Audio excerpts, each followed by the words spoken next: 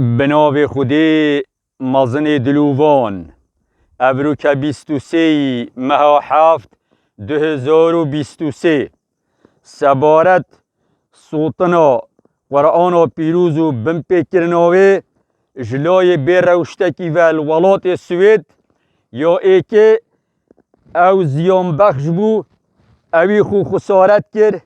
او دنیای و آخرت خسارت بو دیسا ولات سوید جی بهای و هات خار برانبری رأی توایا جیهانی سر آست پروسه یا پیگ و جیانی چونکی وی ولاتی پروسه یا پیگ و جیانی بم پیکر هندی که قرآن و پیروزه بدستت بیروشتکی ناهتش شناف برن ناهتا کم کرن پیروز یاوی کم نابید بلکه بهای وی دی زیده تر لهید بلکه دیو چویت قرآن و پیروز دی زیده تر لهین بلکه حماسوان و هستیوان دی پستر کویتن هندی که قرآن و پیروز چجارا کم نابید خود تعالی او یا پاراستی خود تعالی بجیشتن انا نحن نزلنا الذکر و انا له لحافظون ما یا اینا یخار امد پارزین ایک نشد صورت تکاوی بگورید ایک نشد آیت تکاوی بگورید ایک نشد ایک کلمه ویجی بگوریدن ابدا ایک نشد حرف تکاویجی بگورید کم کت آن زیده کت چونکه خود تعالی یا پاراستی و هکا نسخه قرآن و پیروز همی پیگ وجی بین سلطن و بین شناف برن قرآن هر دی مینید پیروز و هر دی بهای مینید و هر دی سنگاوی مینید چونکی قرآن و پیروز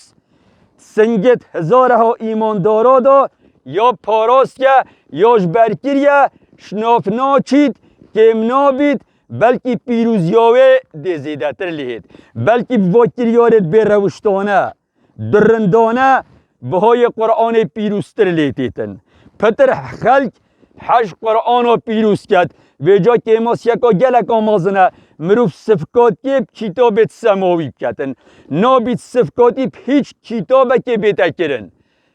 هر کتابه سماوی بید هر دیانته سری عردی بید دوید ریس شلای دیانت دیوه لی بیتا گرتن و جا او به روشت قرآن صوتی از بیجم او خسارت بو وی پینک اقبال خودا مازنا یا گود که هکه عجلا بزنیهات دینان شوانی خود آخفتنک آزیرینه آقل دارا او بومه گود هکه عجلا بزنیهات او دینان شوانی خود به روشتکی لسوید قرآن بم پیکر و هم صوت اوی چاره نویس خو بو گول دل خو فرود پینک اقبال خودا ما به خدان و رب و رود نیزی که ازرائیل بیته لی بخورید او ملکموت خدان خیرت دمشنه ایک دلنگال کتا جود خدان خیرت دمشنه ایک دلنگال کتا جود والحمد لله رب العالمين